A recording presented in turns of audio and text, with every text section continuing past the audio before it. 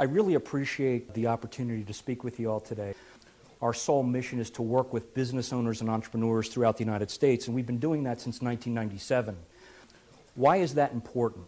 It's important because the comments that I'm going to discuss with you today and engage with you today are near and dear to my heart, not only as a business person whose company serves entrepreneurs and business owners, but ask the question as Shane also posed it to you. And in order to understand if these are the last days of the entrepreneur in America or where America is actually going, what I'd like to do is contextualize the idea of America in a couple of different ways. So we're going to set up a couple of definitions today.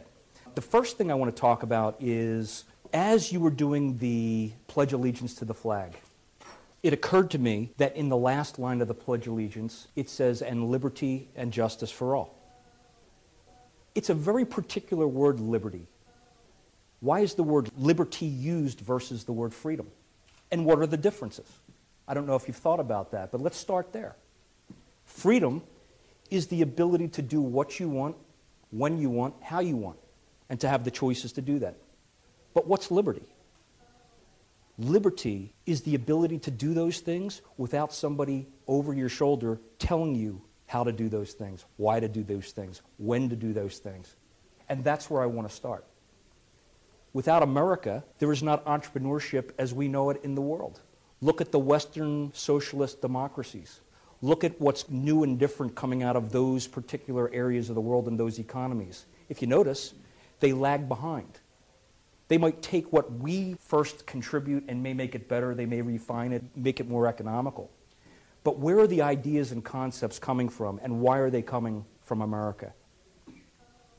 The other definition I want to lay forth is the idea of America, both as a nation, or more importantly, an ideal. In order to understand America and entrepreneurship, we have to understand the idea of America, not just the 50 states, and not just the citizenry that inhabit those 50 states. And then the last definition I want to use as I go through my comments this morning are, I'm going to interchange the word entrepreneur with the word individual. Let's start at the beginning. 233 years ago, America became a sovereign nation.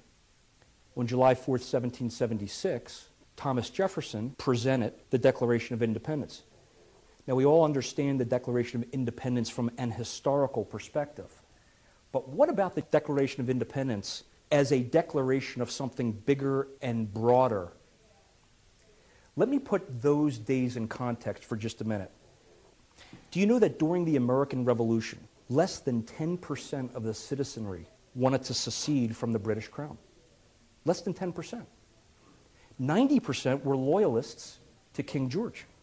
So 1 in 10 Americans or colonists created the greatest revolution in the history of mankind. Why do I call it the greatest revolution in the history of mankind? It's real simple. Every other revolution in world history was what? The have-nots revolting against the haves. Those who were downtrodden and had nothing revolting against those who held power. That's our idea of revolution. Why was the American Revolution different? The American Revolution was created by the haves, by the well-to-do, by the business people, by the great thinkers, the Benjamin Franklins, the Thomas Jeffersons, the Thomas Paines. They were the people that precipitated a revolution. Remember, Ben Franklin once said, prior to the revolution in 1775, we must hang together or surely we will hang apart. That is a very important thing to understand about America. Why did they revolt? I know you've heard about taxation without representation, but what's the underlying thing? The underlying thing were human rights, civil rights, and individual rights. In 1787, those things were crystallized in the Constitution as the Bill of Rights.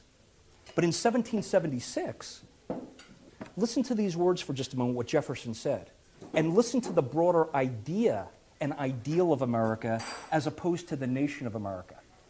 Jefferson said on July 4th, when in the course of human events, it becomes necessary for one people to dissolve the political bands which have connected them with another, and to assume among the powers of the earth the separate and equal station to which the laws of nature and of nature's God entitle them, a decent respect to the opinions of mankind requires that they should declare the causes which impel them to the separation.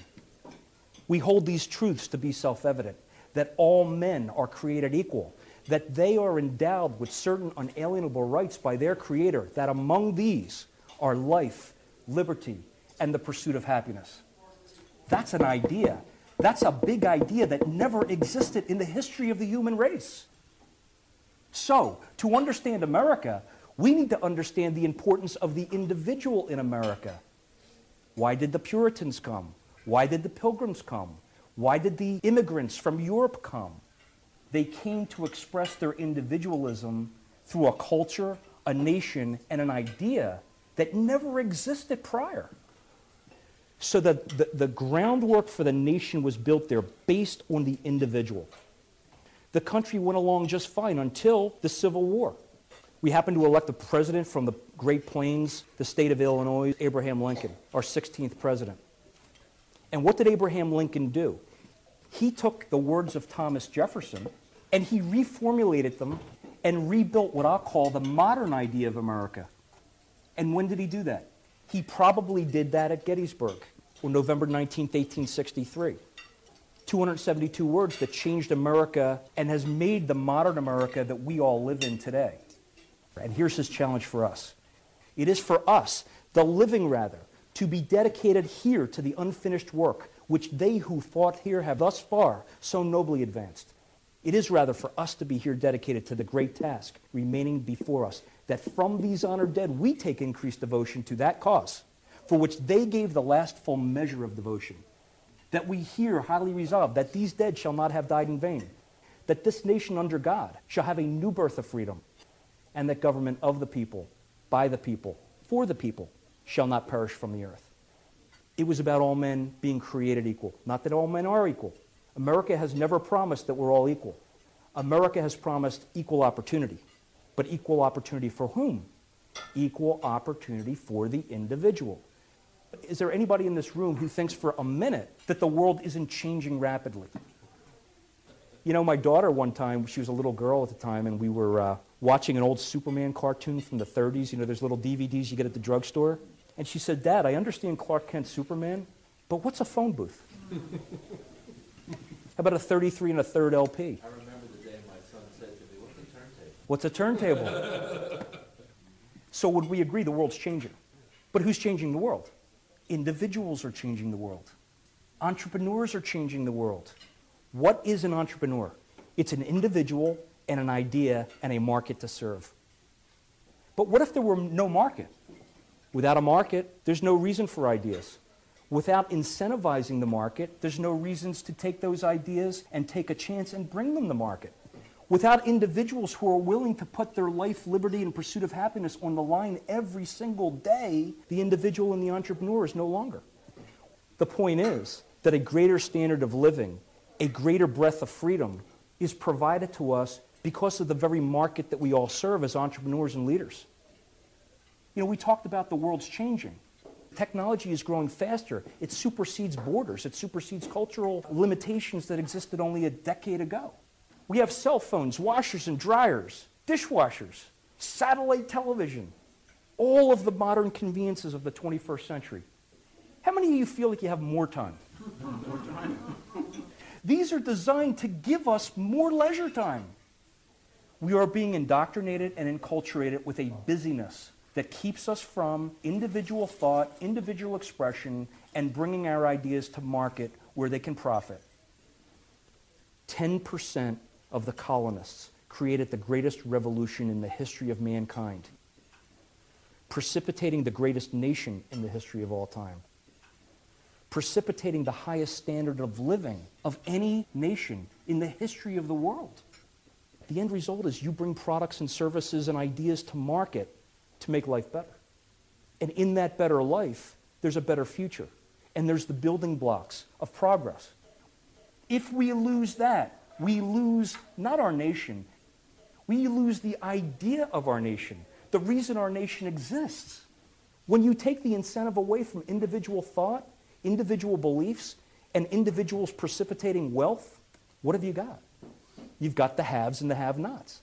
And then you've got the powder keg of a real revolution, a typical revolution, as opposed to the atypical revolution that built the United States of America. Are we minding our stores? Are we getting into the minutia of the day-to-day and missing the big picture of why we exist in the first place? My hope today is that this was somewhat informative, but most importantly, thought-provoking, and how we can get back to what the founders were really trying to tell us, which was the idea of the entrepreneur is inexorably linked to the idea of America.